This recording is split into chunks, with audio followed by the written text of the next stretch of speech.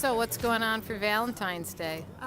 My boyfriend and I are going to go out into Boston for a nice meal in the evening, eating at a French restaurant. We're going to try escargot for the first time, which should be fun.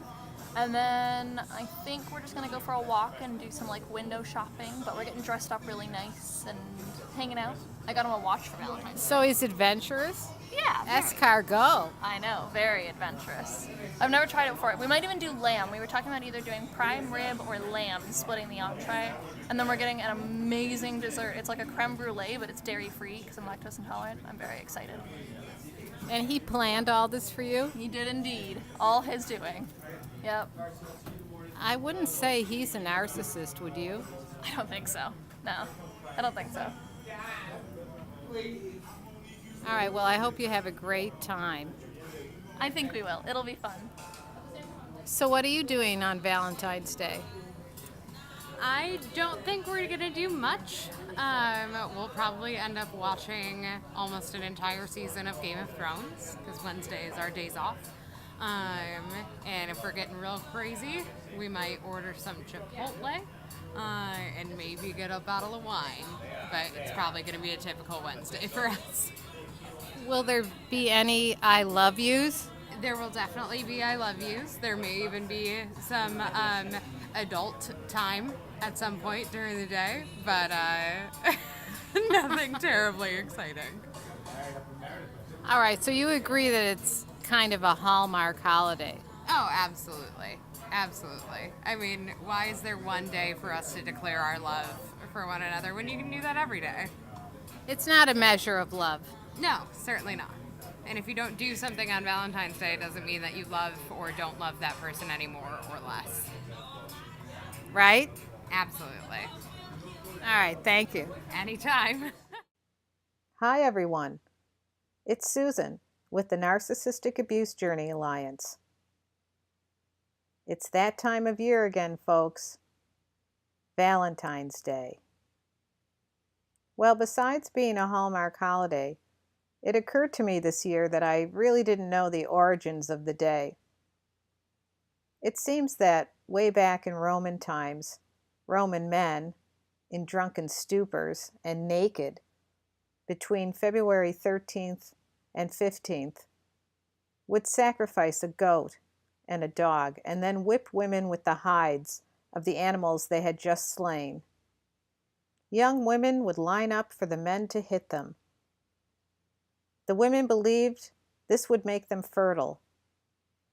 Then, the brutal celebration included a lottery in which young men would draw the names of women from a jar and would be coupled up for the duration of the festival, or longer if the match was right. That sounds pleasant, doesn't it? Doesn't the sound of that just give you a warm and fuzzy feeling inside? Of course, there's more to the story, but I don't want to make this a long video. As the years went on, the holiday got sweeter, thankfully. Chaucer and Shakespeare romanticized it in their work, and it gained popularity throughout Britain and the rest of Europe. Eventually, the tradition made it to the New World. The Industrial Revolution ushered in factory-made cards in the 19th century, and in 1913, Hallmark cards began mass-producing Valentines. Valentine's Day is big business. February has never been the same since. So that's a little history. I think Valentine's Day puts unnecessary pressure on us, similar to other holidays. And I seriously cannot remember one pleasant Valentine's Day I had with one of my narcissists over the years. Do you know why? Because Valentine's Day is a holiday of sorts, and of course, a celebration of love. Narcissists seem to have an uncanny way of ruining holidays and celebrations, as we all know.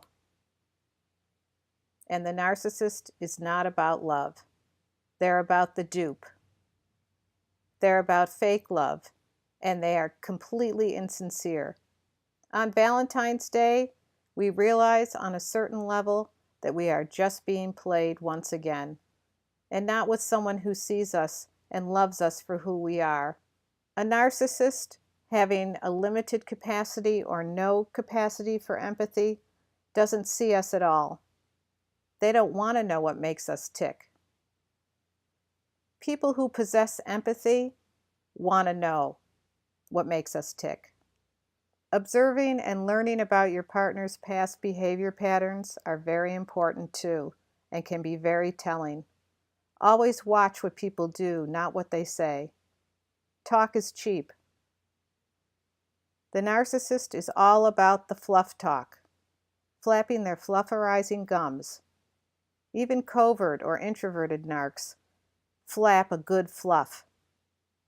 They're not just as outgoing or loud as extroverted narcissists, but they flap a good fluff nonetheless. Valentine's Day can be fun. I'm not denying that. But don't ever worry that the narcissist is being nicer or more loving to their new supply on Valentine's Day.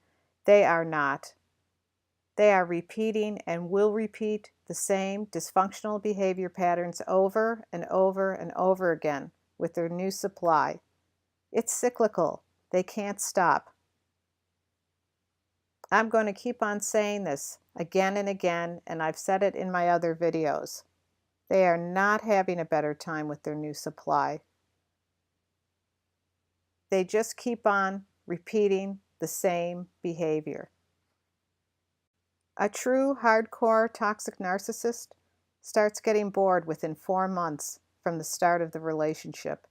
And then usually it's a roller coaster ride from hell, going back and forth with them. And this can go on for months and even years. It's exhausting and unfortunately a dead end. Work on yourself. It's the only antidote for releasing yourself after being involved with these disordered individuals. Sending love and hugs, and I'll be in touch again soon.